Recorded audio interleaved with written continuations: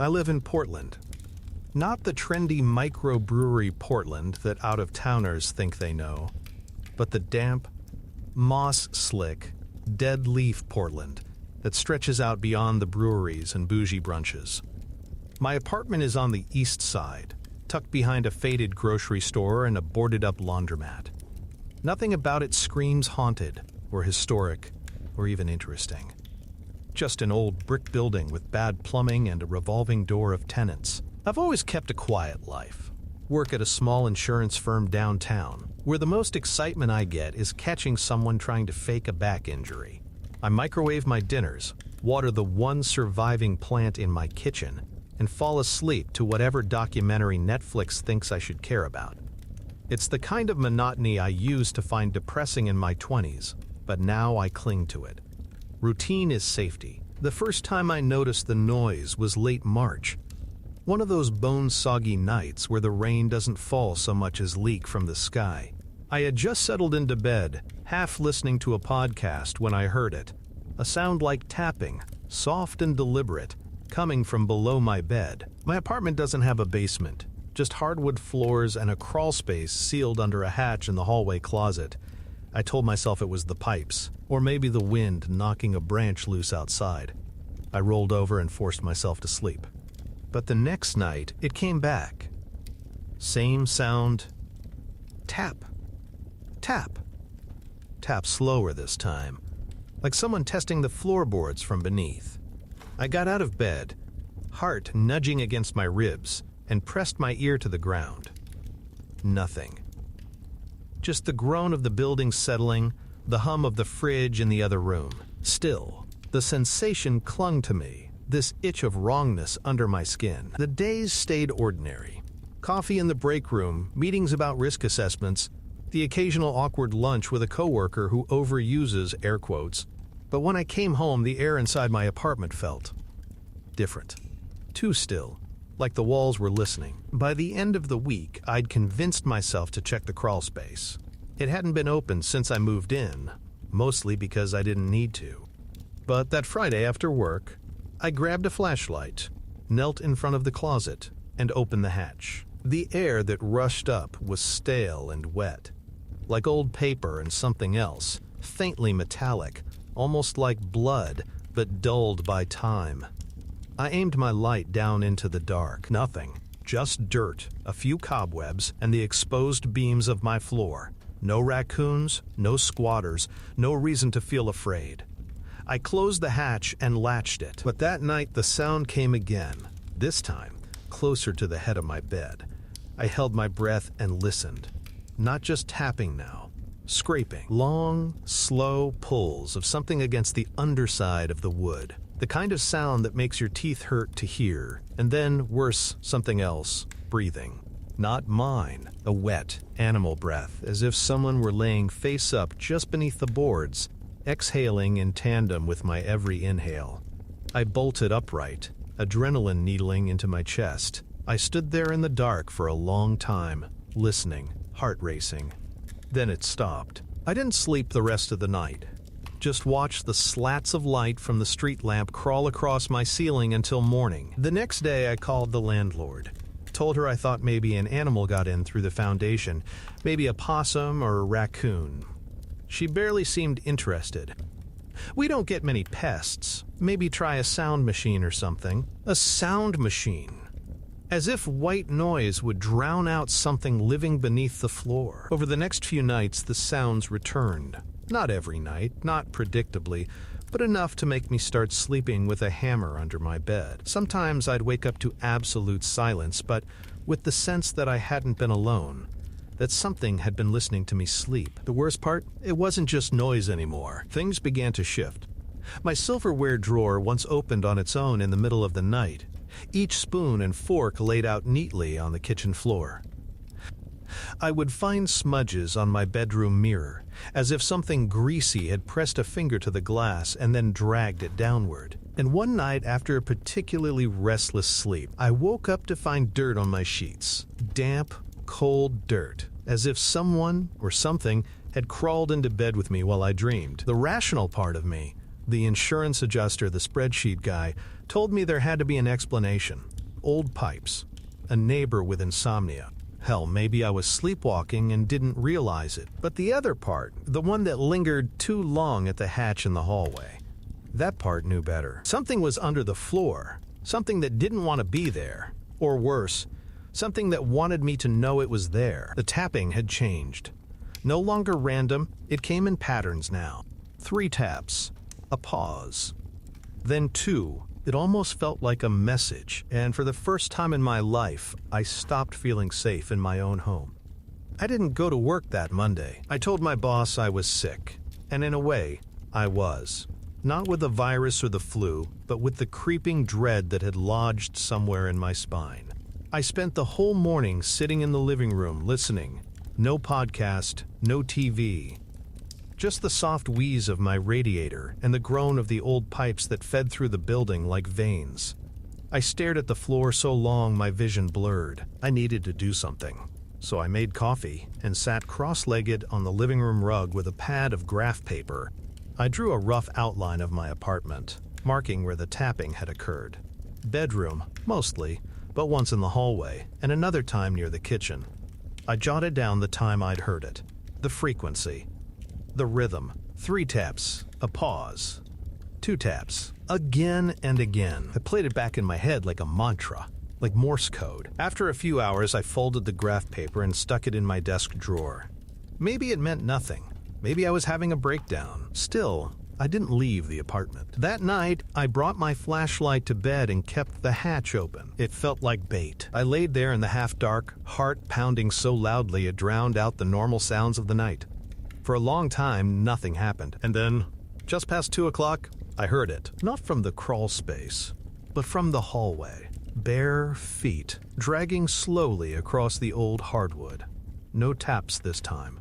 Just soft shuffling, like someone unsure of their footing. I sat up and turned on the light. Silence. The hallway was empty, the hatch still open.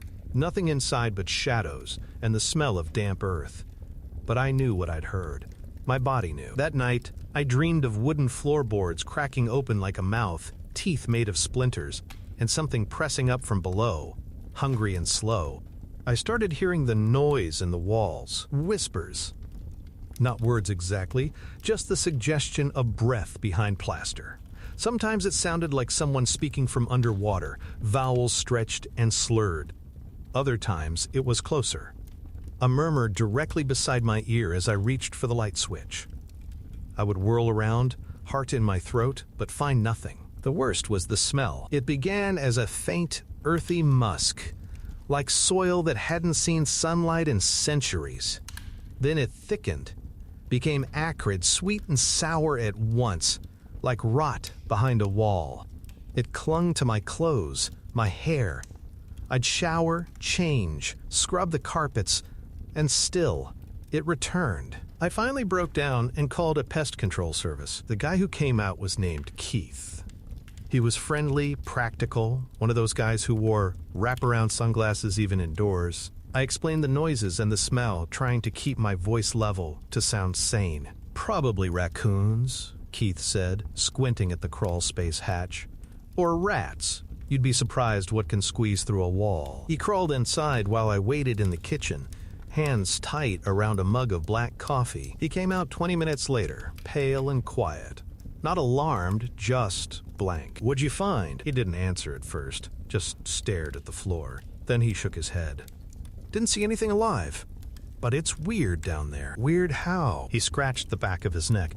There's this space. It's not on your blueprint. A hollow, maybe 10 by 10. No insulation, just packed earth and some carvings. Carvings? He nodded. On the support beams. Like symbols. Not graffiti, not initials. Like someone meant something by them. Deep grooves. Recent, too. He didn't charge me. Just left, saying he'd follow up with his boss. He never did. 2 nights later, I went down myself. I couldn't help it. Curiosity, dread, some toxic mix of both. I pulled on gloves, held the flashlight tight, and slid beneath the floor. The crawl space was cold, colder than it should have been. My breath misted in front of me. The earth was uneven, scattered with bits of broken tile, old nails, things I couldn't immediately identify. And then I found it, the hollow. It was exactly as Keith described. Square, deliberate, and wrong. The carvings were deeper than I imagined. Long, winding lines etched into the beams, curling into spirals and hooks. Some looked like eyes, others like open mouths. One of the beams had been scorched black, not burned from a fire, but from heat applied in tight, circular patterns. At the center of the hollow was a depression in the dirt, maybe 3 feet across, smooth and unnaturally circular. And in the center of that pit was a single object, a nail. Bent, rusted, but with fresh soil clinging to its tip. I didn't touch it. As I backed out, I felt something brush against my leg. I screamed and thrashed, but there was nothing there. Just a chill so sharp it burned. I didn't sleep that night. I kept all the lights on, left the TV playing static. But still, I heard it. The tapping. Fainter now, further away. Like whatever it was, had started to move. I started sleeping with the TV on. At first, it was just background noise, anything to drown out the tapping. But over time, it became ritual. I'd keep it tuned to old sitcoms, late-night infomercials, anything with a human cadence. Something normal. Something that reminded me of the world outside. But even that stopped helping. The crawl space wasn't the only place infected anymore. The apartment itself had begun to change. It was subtle at first, light bulbs that flickered for hours before dying, even brand new ones. Water from the kitchen tap running cold and red-tinged for a full minute before clearing. Then came the dreams. They weren't nightmares in the traditional sense. No monsters, no running. Just the same sequence over and over again. Me, standing at the foot of my own bed, watching myself sleep. I'd feel frozen in my dream body, incapable of movement, breathing so shallow it felt borrowed. And in every one of those dreams, there was something at the edge of the bed, low to the ground, watching. One night, I woke to the sound of my own voice whispering, not in my head, out loud. I was alone in the room, mouth still half open, words leaking out like breath. I couldn't remember what I was saying, just that it had been soft, urgent, like a prayer. Or a warning. After that, I stopped sleeping entirely. I made an appointment with a sleep specialist, but canceled before I even got in the car. What would I say? That something was living under my floor and tapping messages into my spine? I turned instead to something less scientific. A bookstore downtown, tucked between a vape shop and a crumbling pawn store, had a small back room dedicated to the paranormal. I found a book there called Residual Energy in Forgotten Spaces. It was cheap, water-warped, and probably written by someone off their meds. But one passage stuck with me. There are places not marked by death, but by repetition. Actions done over and over until the ground itself begins to remember. These are not haunted houses. They are haunted acts, echoes made flesh. I couldn't stop thinking about that phrase, haunted acts. Something about the repetition. The tapping, the patterns, the dragging sound at 2 a.m. made sense in a sick, sideways way. What if the thing in my floor wasn't a ghost, not in the classical sense? What if it was memory, or worse, ritual? I went back into the crawl space that same night. This time, I brought my phone and recorded everything. The path, the symbols, the pit. I knelt at the edge of the depression and lowered the phone into it, using the flashlight to illuminate the bottom. There was something else down there now. A scrap of cloth was yellowed and brittle, like parchment. When I gently pulled it free, I found it wrapped around a bundle of something soft and crumbling. Human hair. I nearly dropped it, but I didn't. I carried it back up and sealed the hatch. And then, for the first time in weeks, the apartment was silent. Too silent. The next morning, someone knocked on my door. Not a neighbor, not the landlord. A man in a dark windbreaker with a laminated badge tucked into the front. He didn't say where he was from, just introduced himself as Ronald, and said he was doing routine checks on the building. There was nothing routine about him. He never once looked around the apartment. He just stood in the entryway, gaze fixed on the hallway behind me, nostrils flaring like he was smelling something. Finally, he asked, "Have you noticed anything unusual?" I lied, told him no, everything's fine. Quiet place. He nodded once, said, "If you do, document it, don't destroy anything." Then he left. No explanation, no card, nothing. I followed him to the stairwell and watched him disappear down the flight without once looking back. I never saw him again, but that night the tapping returned. Only this time, it wasn't just under the bed, it was inside the walls. I began to track the noise by ear, placing drinking glasses against the drywall, tracing the movement like sonar. The pattern had shifted. No longer just 3 and 2.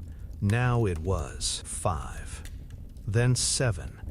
Then silence. Then 5 again. I marked the spots with tape. By the end of the week, half the walls in my apartment were polka dotted with blue painter's tape.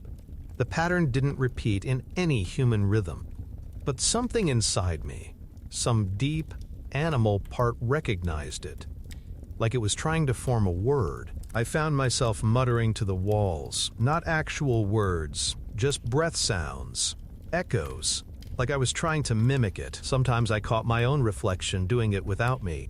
I stopped looking in mirrors after that, and then came the scratching. At first it sounded like a raccoon stuck between beams. Then, a person. A single set of fingers clawing just behind the drywall, dragging upward, downward, in long spirals. Sometimes it came from the ceiling, sometimes from inside the closed closet. One night I couldn't take it anymore. I grabbed a hammer and began ripping into the wall near one of the tape marks. Chunks of drywall fell in damp clumps. I dug until my hands bled. Behind the wall I found a cavity, narrow, vertical, no purpose in the building plans. And at the base of it, in the dark, was a smear of handprints. Not painted, not drawn, pressed. Greasy, blackened smudges. Child-sized. And above them, carved into the wooden frame, the same symbols from below, deeper now, more frantic. And beneath them, 3 letters. SIB. I don't know what they mean. I just know they were fresh, and that night, when I finally lay down, I felt the mattress shift beneath me. Something breathed into my ear. Not a voice, not a word. Just an exhale, and it smelled like the earth under the floor. I started digging, not metaphorically. I mean, I bought a crowbar, a pry bar, even a little collapsible shovel meant for backpacking. I stopped going to work, let the calls go to voicemail. I barely ate. Sleep came in hour-long bursts, if at all. Because every time I closed my eyes, I was in the hollow, that dirt space beneath the floor, where something old and coiled waited in silence. The symbols had started showing up in other places. On my bedroom mirror, drawn in fog even when I hadn't showered. Etched faintly into the wood of my nightstand, like nails dragged with intent. I tried to take pictures, but the images came out blurred, corrupted, jagged streaks of color where the marks should be. Like the phone couldn't make sense of what it was seeing. So I kept everything analog. A notebook, sketches, maps of my floorboards. I measured distances between the taps. Traced the pattern of sound through the walls with chalk. It always spiraled inward, toward a center point that didn't exist in any blueprint. I knew where it was now. The only part of the floor I hadn't torn up yet, the living room, right where the old rug sat. The one left behind by the last tenant. I rolled it back. Beneath it, nothing strange at first. Just dull, aging hardwood. But when I knocked on it, it thudded. Hollow. I pulled up the boards one by one. The dirt below was dark and moist, packed unnaturally flat. I dug slowly, fingers wrapped in duct tape for protection. After an hour, I found it. A box. Wooden. Hand-carved, no lock, just a sliding lid. I opened it. Inside was a bundle wrapped in faded linen. I unrolled it to find a set of teeth, human, adult, and every one of them was marked with tiny carvings-etched symbols, the same as the beams, each groove blackened with age or soot or something worse. And at the bottom of the box, under the teeth, was a Polaroid. It showed a woman sitting cross-legged in a room I didn't recognize. The walls were bare. Her eyes were closed, mouth open like she was whispering. She wore a thin hospital gown, her fingers outstretched toward the camera. Someone had written on the back in shaky graphite handwriting. She spoke to the floor. It listened. I put the box back and sealed the hole. That night, the tapping stopped completely. Instead, there was knocking from inside the closet. I didn't open it. I couldn't. The next day, I left the apartment for the first time in nearly a month. I went to City Hall, then the county archives. I pulled property records, blueprints, historical zoning permits. My building was constructed in 1922 on the site of a former schoolhouse that had burned down in 1917. No records of survivors. Only a partial newspaper clipping about the fire-suspected arson. The name of the school had been crossed out with pen. A handwritten note in the margin read, "Not for public inquiry." I kept digging. I found old photos. The school had only one class photo on file, 31 children. One teacher and one student in the back row, face scribbled out in heavy ink. Someone had written a single word above her head. SIB. I went home. The walls were breathing when I walked in. Not literally, not at first, but the air had changed. It pulsed, like being inside a lung. The temperature dropped instantly. My breath misted. The symbols were no longer hiding. They were everywhere. On the fridge, on the ceiling, across the doors like vines made of ash, scrawled in things that looked like chalk, but smeared like blood. I grabbed my bag, my coat, my phone, but when I reached the door, it wouldn't open. The knob turned, but the door stuck in place like it had grown roots. I pulled harder. It groaned, but didn't budge. I even kicked it. Nothing.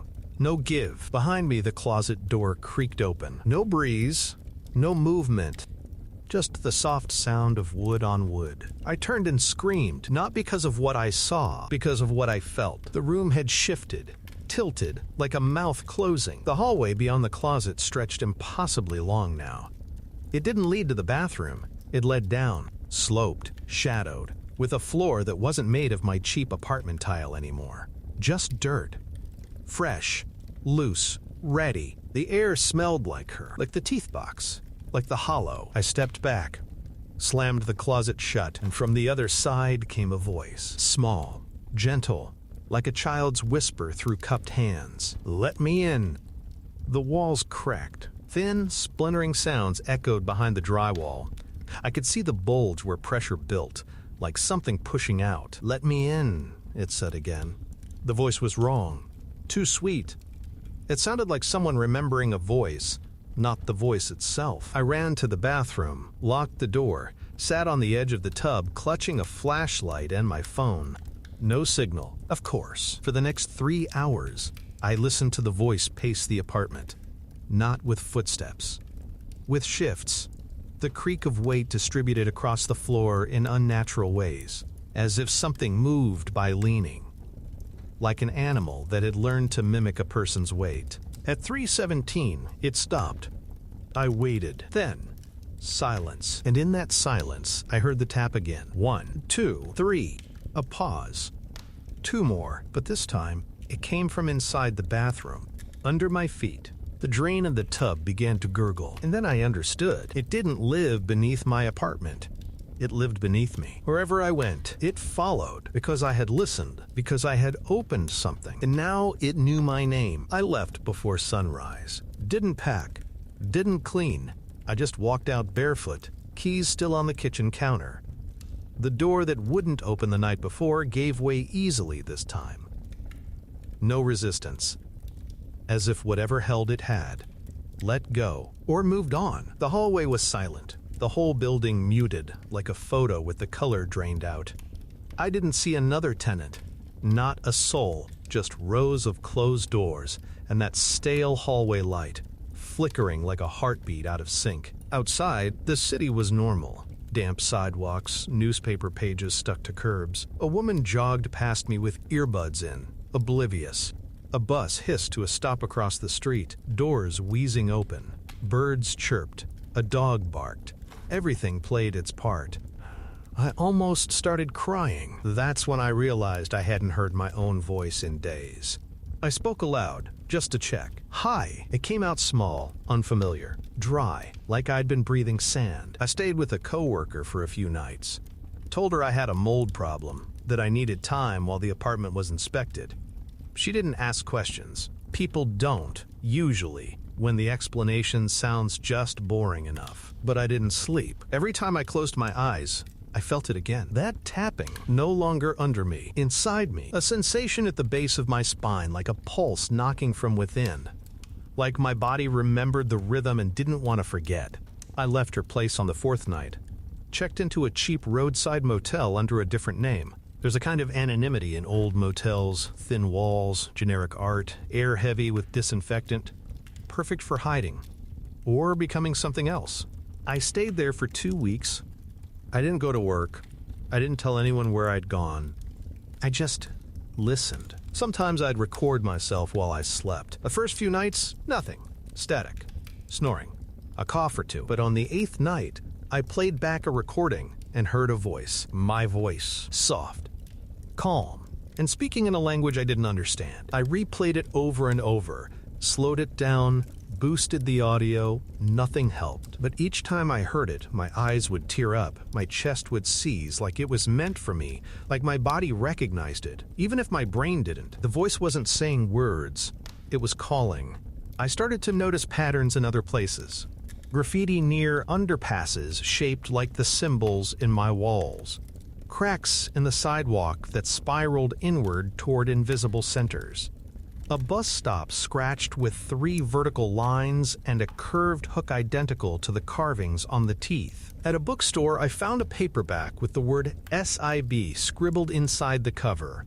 No author, no plot, just 50 blank pages. On a train, a man sat across from me with dirt under every fingernail. He tapped the seat beside him in the same rhythm. 3.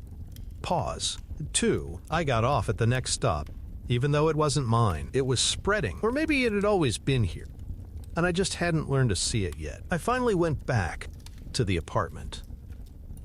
The building was still there, but something was wrong. The brickwork on the exterior looked older. The windows were all covered. Not boarded up, just gone dark like the place had gone blind. I tried the front door. It opened before I touched it. Inside was cold, not from temperature, but from memory. Like the space had forgotten what warmth felt like. My old unit door stood open. The apartment was empty, no furniture, no carpet, just exposed wood and soft light filtering through dust. The hatch was gone, sealed over with new boards that didn't match the grain, but the symbols were still there, just faint, like scars. I knelt at the center of the room, the place where the spiral always ended. I placed my hand flat on the floor. Nothing. Then I pressed my ear to the boards, and I heard it. Not tapping. Breathing. But not its breathing. Mine. The sound of lungs I didn't recognize. Of a body that wasn't in the room. Exhaling slowly, rhythmically, and underneath it all, a new sound. Jigging from far, far below, like fingers carving their way up or down. Toward me. I ran. I've changed since then. I don't dream the same. I don't think the same. I can't hear music without imagining soil in my ears. I avoid hardwood floors. I move every 2 weeks. And sometimes I speak in my sleep. Sometimes in languages I've never learned. Sometimes in names I've never said before. I still have the teeth. Wrapped in the linen, hidden in a metal box under the spare tire of my car. I don't know why I keep them. Maybe it's guilt. Maybe I'm afraid that if I throw them away, I'll wake up with them in my mouth. Or worse, that I'll find new ones growing in. People don't notice much. They think I'm quiet, polite, normal. They don't hear what I do. They don't feel the floor remembering them. But I do. And someday, when the tapping starts again, I'll know what to do. I'll listen, because once you've heard it, you carry it with you forever.